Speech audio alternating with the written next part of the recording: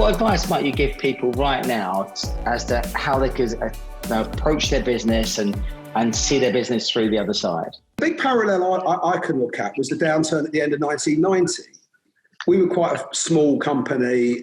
We'd actually just started up Progressive. Literally, November 1990, we had our best month ever. We were virtually all permanent recruitment. And they were talking about a recession. And come January 91, literally, there were no vacancies. We came back, things were fairly okay. December goes a bit quiet. And there was nothing going on. Now, we did 40% of the business in 91 that we did in 1990. I mean, that's a pretty big cut down. So I'm not sure which is worse. It's probably worse now or whatever, but it may pick up quicker. So that was a massive shock. That's the parallel where we were, a fairly small company. I think some of it was needs must. I had one. We had one child and one on the way. I had a fairly large mortgage, and if we'd gone bust, I'd given guarantees against rent. I would have been in deep crap. I think Simon was in a sort of similarish position. So we needed to get on with it, and we were lucky that we hadn't got into spending money, so we had a bit of money in the bank that we didn't have to panic. So we didn't get rid of any staff or whatever. We had a couple who left who weren't up to the recession or whatever. So that was the start of it. You carry on, Simon. Take it from there. It was interesting.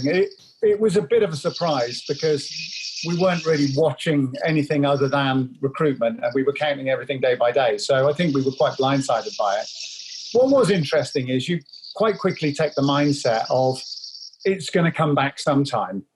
The recruitment's not going to disappear completely. And you were all the time thinking, well, maybe it's going to come back next month or the next quarter or the next half year or whatever. And of course, the longer it went on, because it was about 3 years, the longer it went on, the further you sort of pushed your horizons out. So when things did start to come back, all of a sudden, everything was rosy in the world. But we really had, I think Bill and I were quite lucky in as much that we were able to reduce our incomes right down, pretty well to nothing for quite a considerable time. People could see that we were sharing the pain. We weren't just being bosses, continuing to live the lifestyle and all that kind of stuff. And I think that was really quite important. People, Bill had an expanding family. I had an expanding divorce. So, there were costs and so on. In every single way, we were prepared to do whatever we expected anyone else to do.